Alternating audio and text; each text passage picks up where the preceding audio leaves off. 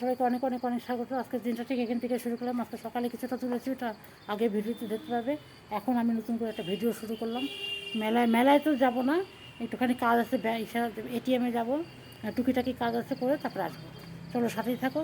তারপরে আমি এই বাজারে গিয়েছিলাম, 500 টাকার সবজি বাজার করে নিয়ে আসলাম। তখন আমি ফোনটা নিয়ে যাইনি জন্য তোমাদের সাথে কিছুই শেয়ার করতে পারিনি। ঠিক আছে, সাথেই থাকো, আবার আসছি।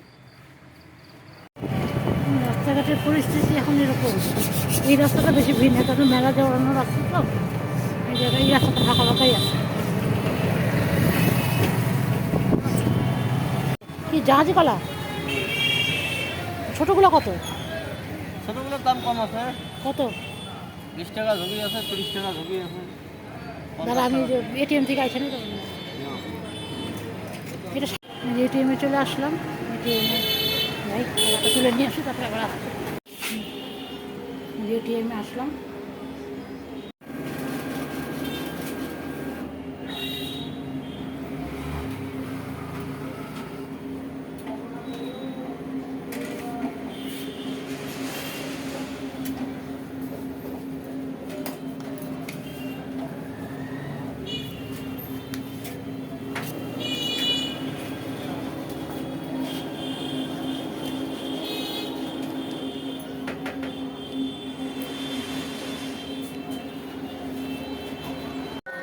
হনুমান মন্দির আছে, উনি দিদি বসে ওখানে বই পড়তেছে।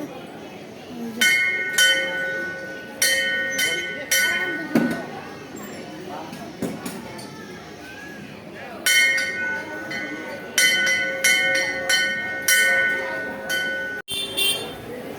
তো আসছিলাম,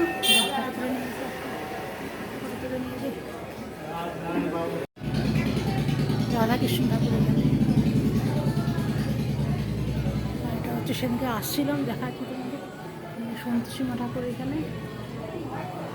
বেল বাজায় দিই।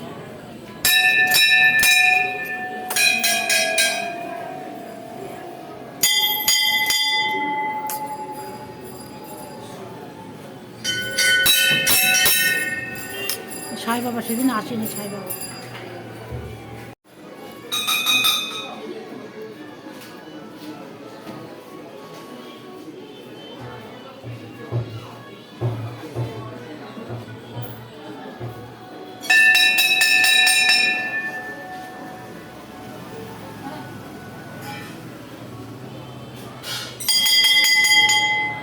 এখান থেকে একটু পনির নিয়ে নিলাম, পনিরটা ভালো আছে।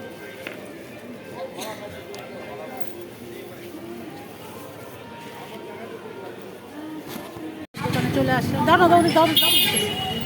আলু দিয়ে দাও একটা।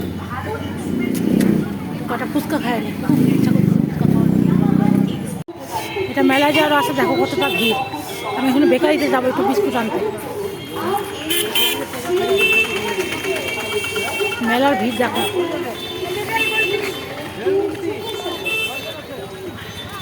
একটা বিস্কুট নিয়ে নিবো, আসছিলাম আগের দিন। আর এই যেটা লম্বা টোস্টের প্যাকেট চেয়েছিলাম না,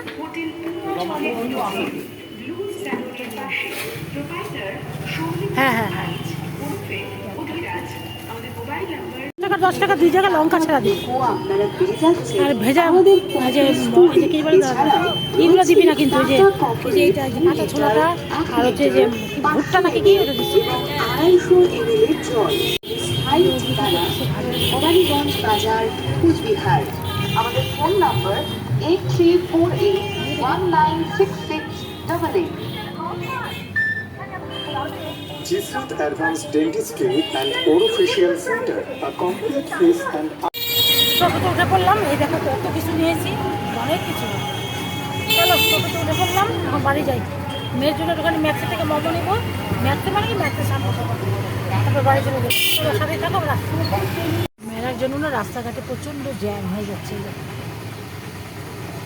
জ্যাম হয়ে গেছে।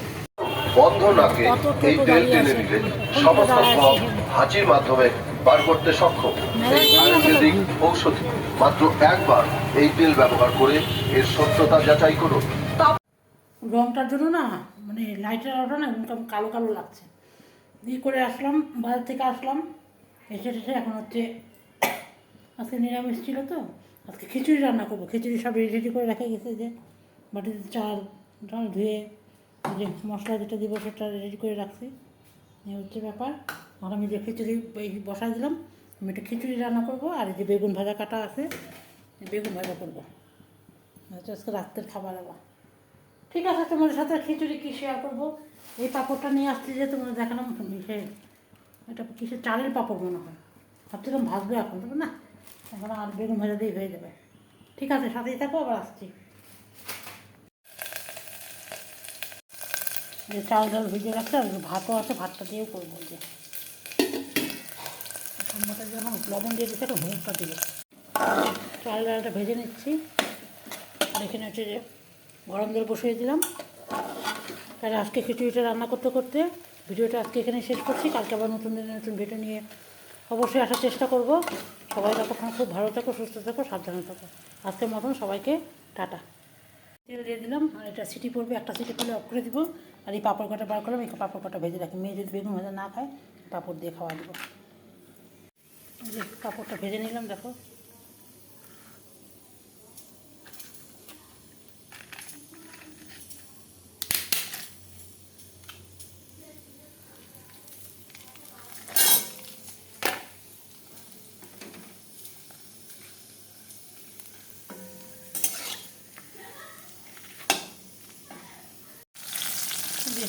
বেগুন ভাজাটা তোমার সাথে শেয়ার করে দিলাম।